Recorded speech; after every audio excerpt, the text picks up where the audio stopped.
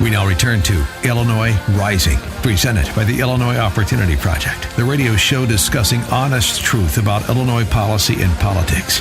Here's AM 560's Dan Proft. Welcome back to Illinois Rising. I'm Pat Hughes with the Illinois Opportunity Project. Joining me this week is Brian Timpone, and I'm filling in for Dan, who's taking a well-deserved day off, hardest working man in show business and politics. And Brian, as you know, we are literally it's a little over a week away from the primary election. And, you know, a lot of folks are focused in on, obviously, the governor races on both sides. You've got Jeannie Ives running against Bruce Rauner. Ives is, you know, gathering steam and catching up to the governor every day. And the Democrat side, you have a multifaceted contested primary with Biss and Pritzker and Chris Kennedy. So there's a lot of focus on that. There's a lot of national focus. A lot of these folks have a lot of money, so there's ads all over the place. What's known a little bit less, and at least, you know, across the state in these districts, legislative districts, it's known better, is that there are a whole slew of Republican primaries out there. And specifically, there are some Republican primaries where there's a person running against an incumbent state legislator, right? An incumbent state legislator who is one of the state legislators who voted for the 15% or 32% tax hike, one of the 15 people that did that. And so courageous people have stepped up in a couple of different races and have decided, you have Darren Bailey is one of them. You have Dr. Paul Jacobs is another. And joining us today is Josh Griffith. Josh is a businessman. He's a pastor. He's a former military person, and we thank him so much for his service in that capacity, who is running in a contested race to replace an incumbent legislator, which is, you know, one of the hard things that you try to do. And Joshua joins us right now. Josh, how are you? Good. How are you? Hey, thanks for taking time to talk to us.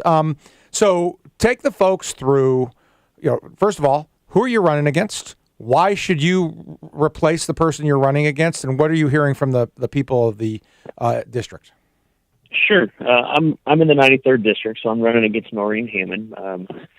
I am running because she was one of the Republicans that signed for the budget bill that raised our taxes last July.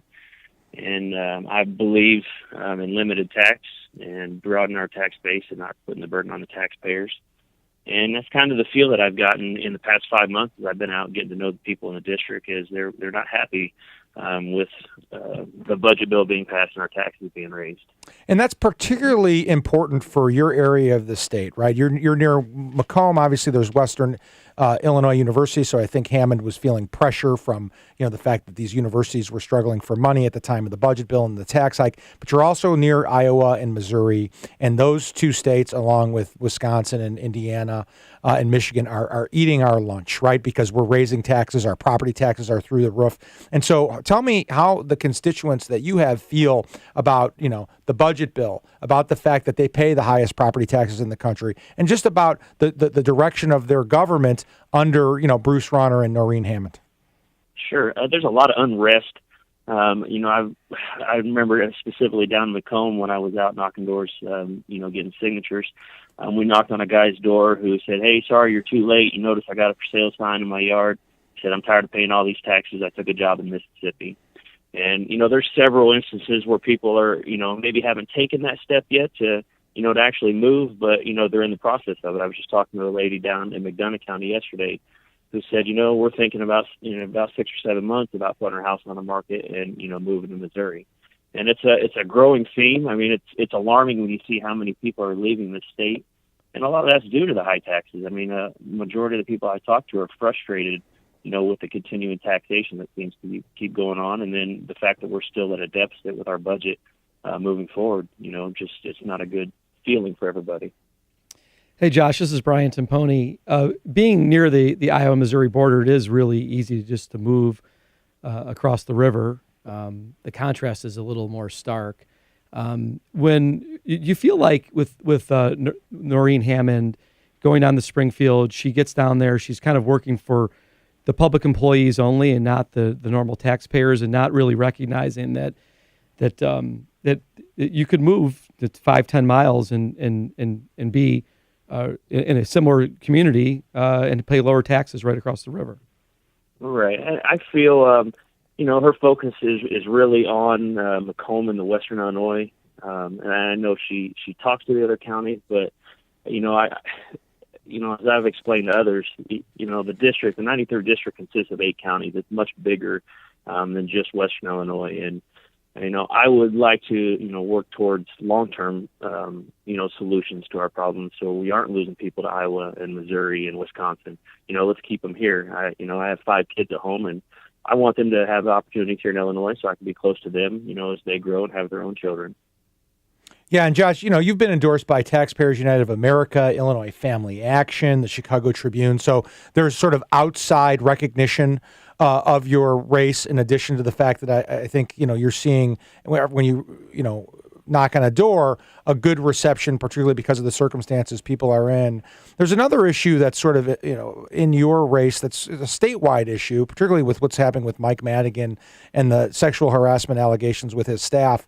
But in your race, with respect to Noreen Hammond, this idea of there being no legislative inspector general and the fact that 27 complaints by women of some sort of sexual misconduct or sexual harassment, the Denise Rothheimer issue with Ira Silverstein, the state senator, that she claimed and there was a finding that he acted inappropriately towards her.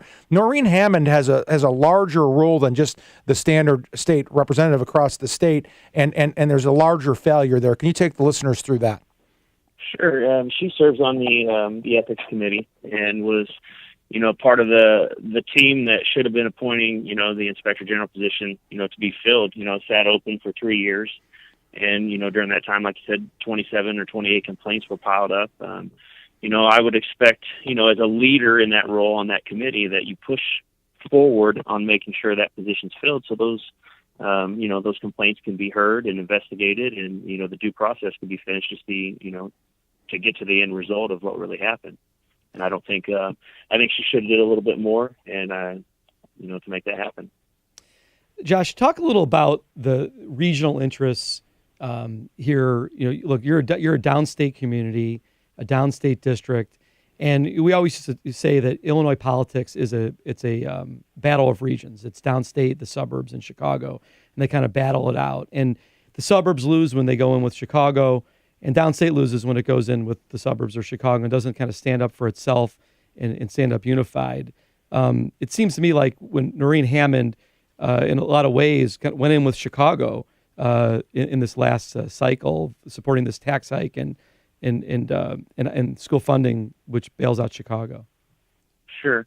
When she decided to vote for that budget raising our taxes, it was a big bailout for the Chicago public schools.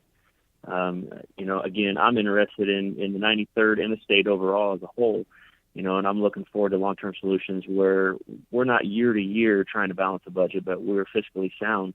And I don't know that she's done that. I think she's, taken the year-to-year approach, and that's not good, for long-term for keeping people here when they're living year to year. They want to know that they're stable. Businesses want to know, that they're going to be stable and there's not going to be rising taxes and more red tape for them to cut through. And that's the only way we're going to keep them here, is to make sure that we're stable long-term. And I don't know that she's done that.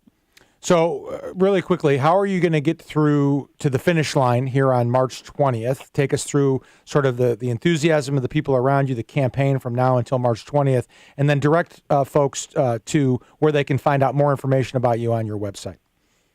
Okay.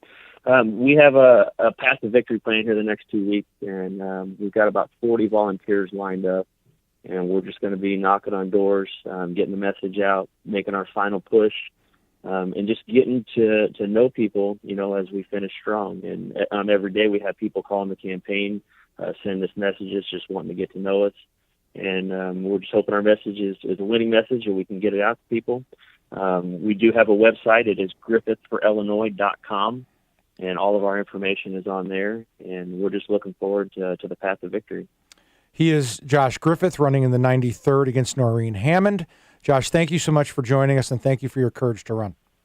Thank you so much for having me today. You guys have a great day. Thank you. So Brian, you've got Noreen Hammond, who's this ostensible, Jim Durkin public sector union hack, for lack of a better term. And now you've got Josh Griffith, who is a business guy, right? He understands business, He's a pastor, and particularly in downstate Illinois, that's a very powerful thing. And he's a former military guy. And I'm just wondering, and we got about 30 seconds here. Take me through the contrast. I mean, shouldn't we have more people like Josh Griffith and less people like Noreen Hammond? Well, look, you want people in state office who think independently and aren't there for the job, for the paycheck. And what Josh said about Western Illinois and Noreen Hammond is very telling. She's there for public employees, for people who are collecting government checks. She's one of them. And so she's concerned about herself and the people who are actually creating the wealth, taking the risk, hiring people. They're not being represented down in Springfield. She's representing the public employees only. And that's really not, that if you're a taxpayer in this community, that's not what you want.